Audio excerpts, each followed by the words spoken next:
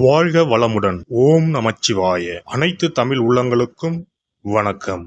நாம் இந்த பதிவில் பிறக்கப் போகும் ஏப்ரல் மாதத்திற்கான சுப மற்றும் அசுப பலன்கள் என்னென்ன என்பதனையும், அசுப பலன்கள் ஏற்படுமாயின் ராசிக்காரர்கள் செய்ய வேண்டிய பரிகாரங்கள் என்னென்ன, வழிபட வேண்டிய தெய்வம் யார் என்பதனை பற்றியும் விரிவாக காண்போம். உங்கள் வாழ்வில் வளமும் நலமும் செல்வ செழிப்பும் பெற்று வாழ்வில் உயரிய நிலையை அடைய எல்லாம் வல்ல இறைவனை வேண்டி விரும்பி கேட்டுக்கொள்கிறேன். நிகழும் ஸ்ரீ மங்களகரமான சோபகிருது ஆண்டு பங்குனி மாதம் 19ஆம் தேதி திங்கட்கிழமை அன்று சப்தமி திதியில் மூலம் நட்சத்திரத்தில் வரியான் நாமயோகத்தில் அமிர்தயுகம் கூடிய நன்னாளில் இந்த மகத்தான ஏப்ரல் மாதம் பிறக்கிறது. இம்மாத கிரக நிலைகளை பார்க்கும்போது மேசத்தில் குரு பகவானும், கன்னி ராசியில் கேது பகவானும், தனுசு ராசியில் சந்திர பகவானும், கும்ப ராசியில் சனி பகவானுடன் செவ்வாய் பகவானும் சஞ்சாரம் செய்கின்றனர். மீனராசியில் சூரிய பகவான், ராகு பகவான், சுக்கிர பகவான், புதன் பகவான் இணைந்துள்ளனர். இம்மாத கிரக பெயர்ச்சி என எடுத்துக்கொண்டால் ஏப்ரல் 13ஆம் தேதி சூரிய பகவான் மேசராசிக்கும், ஏப்ரல் மாதம் 23ஆம் தேதி செவ்வாய் பகவான் கும்பராசியில் இருந்து மீனராசிக்கும் இடப்பெயர்ச்சி அடைகின்றனர். அதேபோல் இந்த ஏப்ரல் மாதம் 24ஆம் தேதி சுக்கிர பகவான் மீனராசியில் இருந்து மேசராசிக்கு இடப்பெயர்ச்சி அடைகிறார். சிம்மராசி அன்பர்களே, இந்த மாதம் பணவரவு கணிசமாக உயரும். புதிய ஆடை ஆபரணங்கள் சேரும். மனதில் தன்னம்பிக்கை அதிகரிக்கும். எதையும் சாதிக்க வேண்டும் என்ற மன உறுதி ஏற்படும். பழைய வாகனத்தை மாற்றிவிட்டு புதிய வாகனம் வாங்குவீர்கள். கணவன் மனைவிக்கு இடையே ஏற்பட்டு இருந்த கருத்து வேறுபாடுகள் நீங்கி அந்யோன்யம் அதிகரிக்கும். குடும்பத்தில் மகிழ்ச்சியும் நிம்மதியும் ஏற்படும். பிரிந்திருந்த தம்பதிகள் ஒன்று சேர்வார்கள். சிலருக்கு குழந்தை பாக்கியம் கிடைக்கும். சுப நிகழ்ச்சிகளில் கலந்து கொள்ளும் வாய்ப்பு ஏற்படும். குடும்பத்துடன் விருந்து விசேஷங்களுக்கு சென்று வருவீர்கள். உறவினர்களால் உதவிகள் கிடைக்கும். அதே நேரத்தில் அவர்களால் சிறு உபத்திரமும் ஏற்படலாம். உறவினர்கள் வகையில் சற்று பக்குவமாக நடந்து கொள்வது நல்லது. வெளி வட்டாரத்தில் மதிப்பு மரியாதை கூடும். வாழ்க்கை துணை வழி உறவுகள் உங்கள் ஆலோசனைகளை ஏற்றுக்கொள்வார்கள். அவர்கள் மத்தியில் உங்கள் கௌரவம் உயரும். தந்தையுடன் மனஸ்தாபம் ஏற்பட வாய்ப்புள்ளதால் பொறுமையை கடைபிடிப்பது நல்லது. அலுவலகத்தில் இதுவரை இருந்து வந்த இறுக்கமான சூழ்நிலை மாறும். உங்கள் பணிகளில் சக ஊழியர்களின் ஒத்துழைப்பு கிடைக்கும். சிலருக்கு எதிர்பார்த்த பதவி உயர்வு, ஊதிய உயர்வு போன்ற சலுகைகள் கிடைக்கும். நிர்வாகத்தினரிடம் எதிர்பார்த்த கோரிக்கைகள் நிறைவேறும். தொழில் மற்றும் வியாபாரத்தில் லாபம் சுமாராகத்தான் கிடைக்கும். மாத முற்பகுதியில் வீண் விரயம் ஏற்பட சாத்தியம் உள்ளது. புதிய முயற்சிகளை தவிர்ப்பதுடன் வியாபாரத்தை விரிவுபடுத்தும் முயற்சிகளையும் தவிர்க்கவும். சக வியாபாரிகளால் மறைமுக போட்டிகளை சந்திக்க நேரலாம். குடும்பத்தை நிர்வகிக்கும் பெண்களுக்கு பல வகைகளிலும் முன்னேற்றம் தரும் மாதமாக இருக்கும். புகுந்த வீட்டு உறவினர்கள் மத்தியில் மதிப்பும் மரியாதையும் கூடும். கணவரின் பாராட்டுகள் கிடைக்கும். அலுவலகம் செல்லும் பெண்களுக்கு சிறப்பான பலன்கள் ஏற்படக்கூடும். எதிர்பார்த்த பதவி உயர்வு, ஊதிய உயர்வு கிடைக்கக்கூடும். கலைத்துறையினருக்கு உடல் ஆரோக்கியம் பெறும். கடன் பிரச்சனைகள் தீரும். வாக்கு வன்மையால் எல்லா நன்மைகளும் கிடைக்கப் பெறுவீர்கள். பணவரவு மன திருப்தியை தரும். புதிய நபர்களின் அறிமுகம், அவர்களது நட்பும் கிடைக்கப் பெறுவீர்கள். எதிலும் முன்னேற்றம் காணப்படும். அரசியல் துறையினருக்கு நீண்ட நாட்களாக இழுபறியாக இருந்த காரியங்கள் சாதகமாக நடந்து முடியும். வாகனங்களை பயன்படுத்தும் போது கவனம் தேவை. தொழில் வியாபாரத்தில் எதிர்பார்த்த வெற்றி கிடைக்கும். நிதி நிலைமை சீர்படும். மாணவர்களுக்கு கல்வியில் முன்னேற்றம் காண்பதில் ஆர்வம் உண்டாகும். மனதில் உற்சாகம் ஏற்படும். எதிர்பார்த்த மேல் படிப்பு படிக்க வாய்ப்புகள் கிட்டும். மகம் நட்சத்திரம் இந்த மாதம் வீண் பணக்கவலையை உண்டாக்கும். எதிர்பாராத செலவு ஏற்படும். அலைச்சலால் சரியான நேரத்திற்கு உணவு உண்ண முடியாத நிலை ஏற்படலாம். பணவரவு இருக்கும். வாக்கு வன்மையால் காரிய அனுகூலம் உண்டாகும். பூரம் நட்சத்திரம் இந்த மாதம் தொழில் வியாபாரத்தில் எதிர்பாராத போட்டிகள் ஏற்படும். தொழில் வியாபாரத்தில் அதிக முதலீடு செய்யும் முன் யோசிப்பது நல்லது. கடன் விஷயங்களில் கவனம் தேவை. உத்தியோகத்தில் இருப்பவர்கள் வீண் அலைச்சலை சந்திக்க வேண்டி இருக்கும்.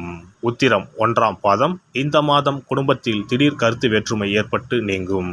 விருந்தினர்கள் வருகையால் செலவுகள் கூடும். அக்கம் பக்கத்தினரை அனுசரித்து செல்வது நல்லது. வாகனங்களில் செல்லும் போதும் நெடுதூர பயணங்களின் போதும் கவனமாக இருப்பது நல்லது. ஸ்ரீரங்கம் ரங்கநாதரை வணங்குவதால் வாழ்க்கையில் சுபிட்சம் உண்டாகும். அதிர்ஷ்ட தினங்கள் ஏப்ரல் 12, 13. சிறப்பு பரிகாரம். கடன் சீக்கிரம் அடைபட செவ்வாய்க்கிழமை இந்த எளிய பரிகாரம் செய்யுங்கள். முருகப்பெருமான், உடனே ஓடி வந்து உதவுவார். செவ்வாய்க்கிழமை அன்று சில எளிய பரிகாரங்களை செய்வதால் விரைவில் கடனை அடைத்துவிடலாம் என நம்பப்பட்டு வருகிறது. செவ்வாய்க்கிழமையின் சிறப்புகள் பற்றி காண்போம். எவ்வளவு சம்பாதித்தாலும் வரவும் செலவும் சிலருக்கு சரியாக இருக்கும். சேமிப்பு என்பது உப்புக்கும் இருக்காது. ஆனால் சிலருக்கு வரவை மீறியும் அதிக செலவுகள் ஏற்பட்டு கடன் போன்ற பிரச்சனைகள் வந்துவிடும். இதனால் நிம்மதியாக வாழ முடியாமல் திணறுவர். இந்த மாதிரியான பிரச்சனைகளுக்கு தீர்வுகளை முருகப்பெருமான் அருள்வார்.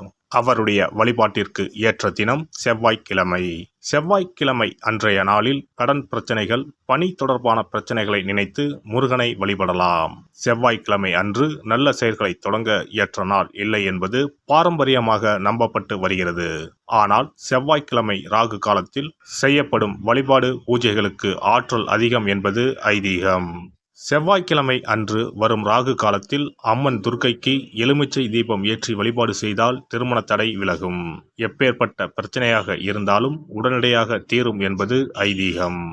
அதே போலவே துர்க்கை அம்மனுக்கு ராகு காலத்தில் எலுமிச்சை மாலை போட்டு வழிபாடு செய்தால் நல்ல வேலை கிடைக்கும், நம்முடைய கடன் பிரச்சனைகள் தீரும் என ஆன்மீக பெரியோர் கூறுகின்றனர். செவ்வாய்க்கிழமை அன்று செய்ய வேண்டிய பரிகாரங்கள். எவ்வளவு அடைத்தாலும் தீராத கடன் சுமை இருப்போர் செவ்வாய்க்கிழமை அன்று வீட்டில் ஒரு எளிய பரிகாரத்தை செய்தால் அவர்களுடைய மொத்த கடனம் அடைவதற்கான வழிகள் கிடைக்கும்.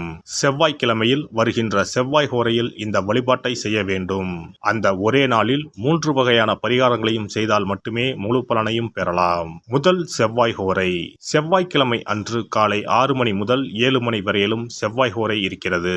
அப்போது பாசிப்பயிறு அல்லது பச்சை பயிறு ஆகியவற்றில் ஏதேனும் ஒன்று வெல்லம் போட்டு பாயாசம் செய்து பூஜை அறையில் சுவாமிக்கு படைக்க வேண்டும். வீட்டு பூஜை அறையில் விளக்கேற்றி எங்களுடைய வீட்டின் கடன் சுமைகள் விரைவில் அடைபடுவதற்கான வழிவாய்ப்பை எங்களுக்கு கண்முன்னே காட்டுங்கள் என குலதெய்வம், இஷ்ட தெய்வம் எல்லோரிடமும் பிரார்த்தனை செய்ய வேண்டும். இரண்டாவது செவ்வாய் ஹோரை செவ்வாய்க்கிழமை அன்று பகல் பொழுதில் 1 மணி முதல் 2 மணி வரை இருக்கிறது. அப்போது பச்சரிசியை சுத்தம் செய்து அதனுடன் பச்சை பயிறு, வெல்லம் ஆகியவற்றை கலந்து வீட்டு பூஜை அறையில் வீட்டிற்கும் சுவாமி படத்தின் முன்பு வைக்க வேண்டும்.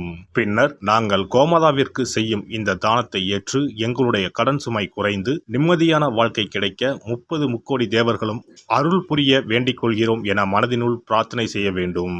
உங்களுடைய வீட்டில் யாரின் பெயரில் அதிகமான கடனை வாங்கி இருக்கிறீர்களோ அவர்களின் கையால் பாசிப்பயறு வெல்லம் கலந்த பச்சரிசியை கோமாதாவிற்கு தானமாக கொடுங்கள். பசுமாட்டிற்கு இந்த தானத்தை செய்த பிறகுதான் அன்றைய தினம் பகலில் உணவு சாப்பிட வேண்டும். ஒருவேளை நீங்கள் பணிக்கு செல்பவராக இருந்தால் காலையில் இதையெல்லாம் தயார் செய்து கையில் எடுத்துக்கொண்டு சென்று விடுங்கள். உங்கள் மனதிற்குள் எல்லாவற்றையும் பிரார்த்தனை செய்துவிட்டு பணியிடத்திற்கு அருகில் உள்ள பசுமாட்டிற்கு வழங்கலாம். மூன்றாவது செவ்வாய் ஹோரை. 3ஆம் செவ்வாய் ஹோரை செவ்வாய்க்கிழமை அன்று மாலை 6 மணிக்கு மேல் வரும். அப்போது உங்கள் வீட்டு பூஜை அறையில் ஒரு நெய் தீபத்தை ஏற்றுங்கள். நீங்கள் வழக்கமாக ஏற்றும் தீபத்தினை தவிரவும் மற்றொரு அகல் விளக்கில் நெய் தீபம் கட்டாயம் ஏற்ற வேண்டும்.